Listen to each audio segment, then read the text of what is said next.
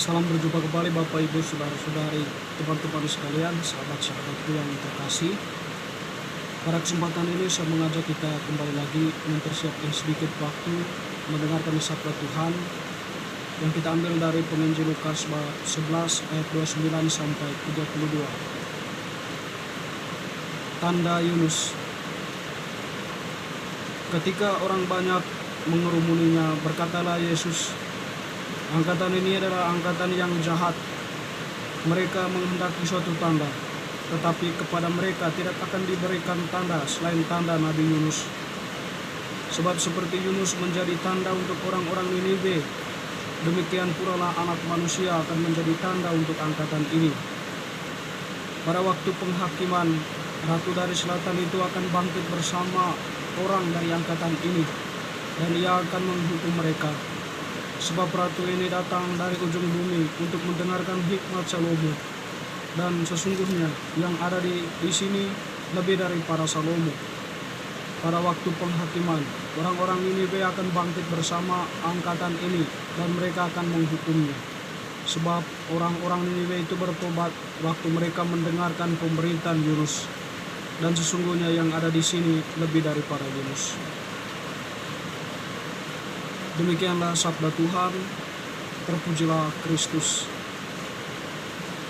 Teman-teman sekalian, Bapak Ibu Saudara-saudari yang terkasih, penginjil Lukas tadi menampilkan kepada kisah-kisah di mana Yesus menampilkan suatu fenomena yang pernah terjadi berkaitan dengan Yunus, dan peristiwa ini tentu bertolak dari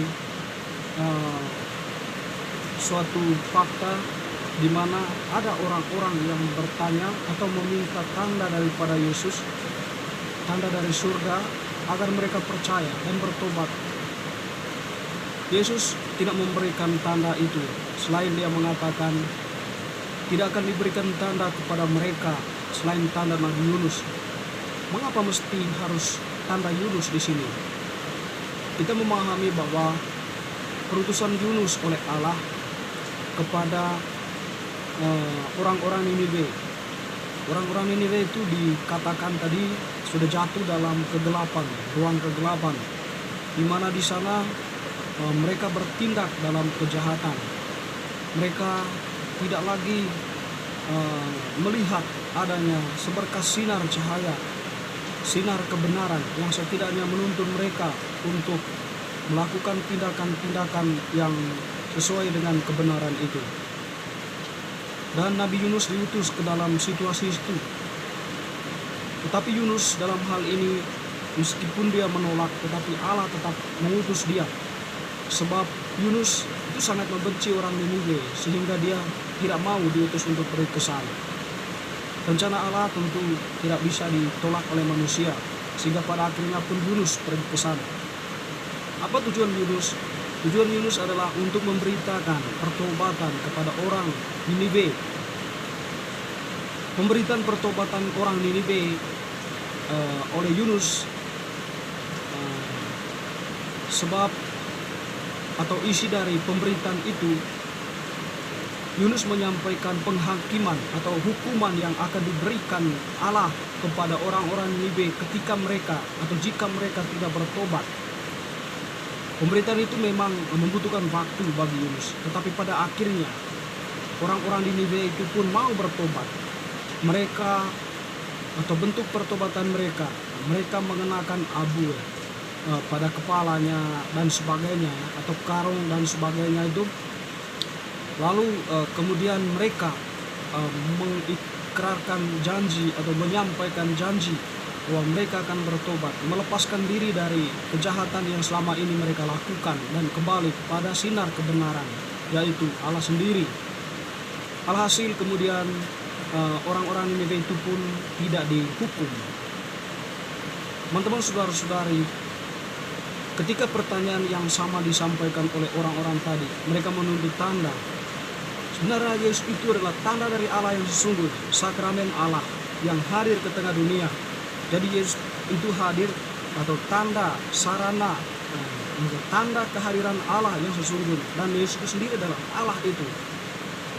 Ketika Yesus menyampaikan ajaran-ajarannya berkaitan dengan kasih, pertobatan, doa dan sebagainya itu, di situ sebenarnya Yesus sedang membuka ruang bagi manusia untuk setidaknya untuk kembali kepada Allah atau untuk mengenal Allah semakin dekat. Allah tidak jauh lagi sebagaimana konsep-konsep sebelumnya, tetapi Allah itu sudah dekat dan berada di tengah mereka. Oleh karena itu, setidaknya mereka itu sudah sampai pada pemahaman bahwa Yesus itu adalah utusan Allah yang membuka ruang keselamatan bagi manusia, atau membuka ruang bagi manusia untuk mengenal Allah lebih dekat. Teman-teman, saudara-saudari yang terkasih, pertobatan orang Niniwe itu menjadi momen berharga bagi mereka, di mana kemudian Allah memberikan pengampunan. Sebaliknya tadi ya, Yesus mengatakan kepada angkatan itu bahwa angkatan itu akan dihukum karena mereka senantiasa tetap menuntut tanda. Kalau tidak ada tanda, mereka tidak akan percaya kepada Yesus yang adalah Allah atau sakramen Allah yang ada di tengah dunia, mewartakan apa yang menjadi kehendak Allah. Dan juga Yesus menampilkan ya bagaimana ya angkatan ini, angkatan yang saat itu bersama Yesus, itu mereka lebih busuk dosanya ya, atau lebih banyak dosanya, atau mereka akan dihukum ya, daripada orang-orang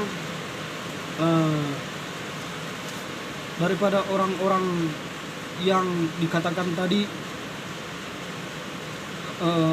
orang-orang berdosa ya. Tetapi ketika mereka mendengarkan kebijaksanaan Salomo ya, mereka kemudian beralih ya, dan mencoba untuk